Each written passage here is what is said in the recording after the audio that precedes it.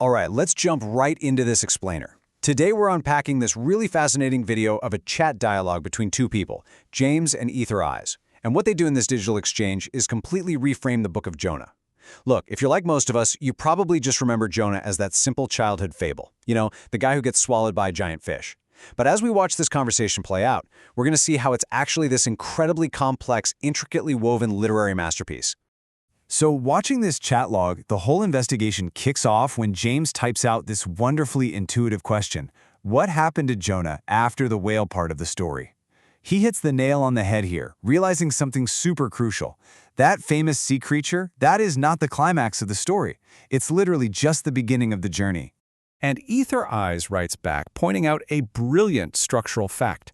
After the whole fish incident, the story actually keeps going for 2 entire chapters. And it's exactly there, in chapters 3 and 4, where the true structural genius, the real hidden mechanics of this ancient text actually live.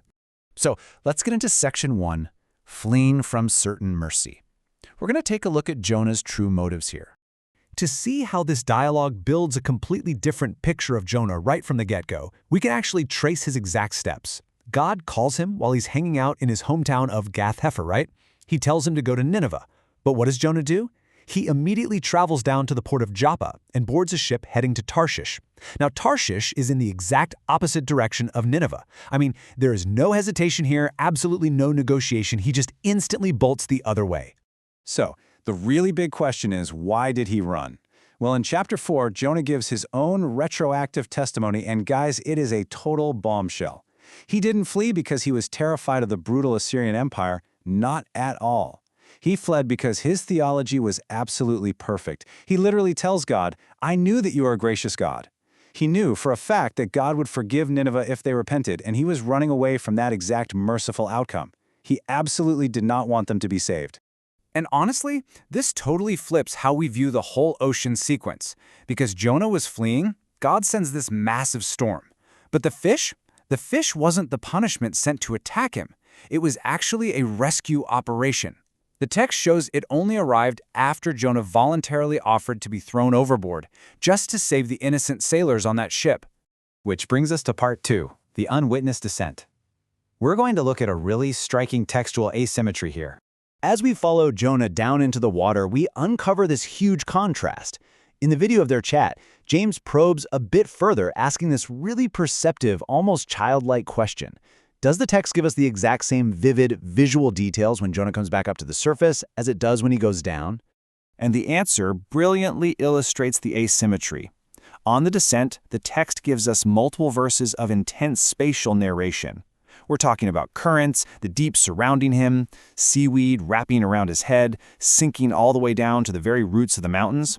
But the ascent, the trip back up, is compressed into a single, tiny clause from Jonah's perspective. You brought my life up. That's it. No currents, no stages, nothing. Even the narrator's version of the ascent is just as brief.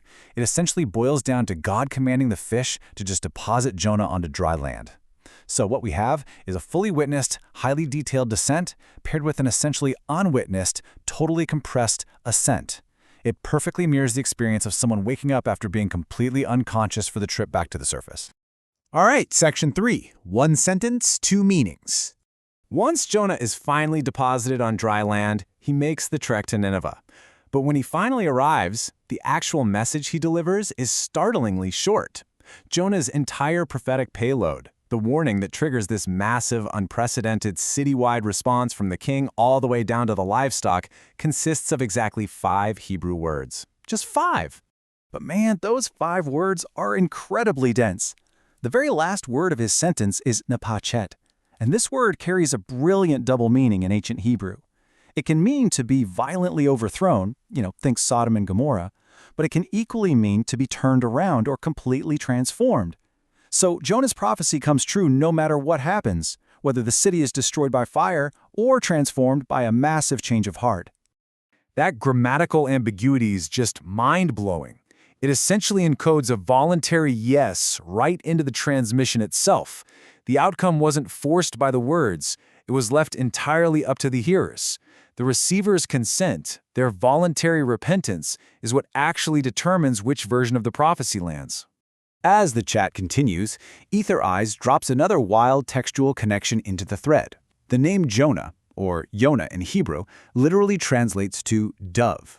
This establishes a direct, undeniable textual and sonic resonance with Noah's Ark. Think about it, a dove sent out over the waters to find dry land, the dove that never returned to the vessel.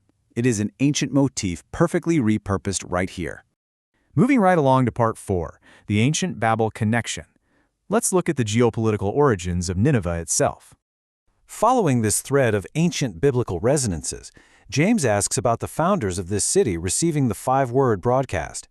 He rightly senses that there has to be a deeper historical lineage at play for this one tiny sentence to have such a massive, immediate impact. And Ether Eyes points him right back to Genesis chapter 10.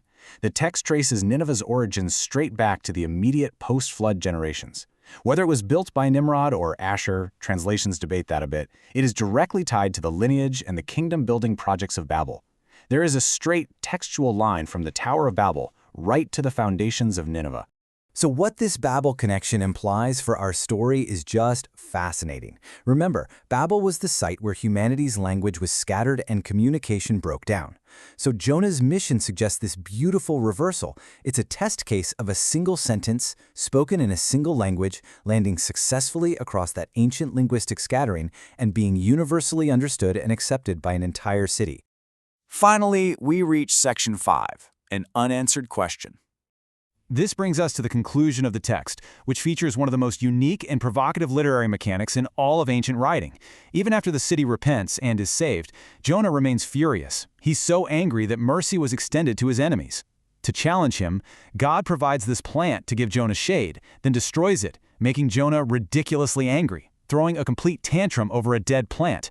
This prompts God to playfully compare Jonah's pity for a plant he didn't even grow to God's own pity for a sprawling city of 120,000 inhabitants. And then, nothing. As we see Ether Eyes point out in the chat logs, the narrative abruptly halts right there on that question. There is no verdict delivered from above, there is no final rebuke pronounced, and absolutely no answer from Jonah.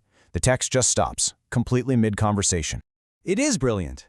This functions as a built-in, never-ending story mechanism. By refusing to give us Jonah's answer, the author essentially forces the key to fall right out of the text and directly into the lap of whoever is listening or reading. Because Jonah never responds, that final unresolved question, should I not care about Nineveh, is ultimately turned on you. We've heard the whole story, we've seen the depths of grace and the limits of human prejudice. So now the explainer ends, but the story doesn't. The real question is, how will you answer it?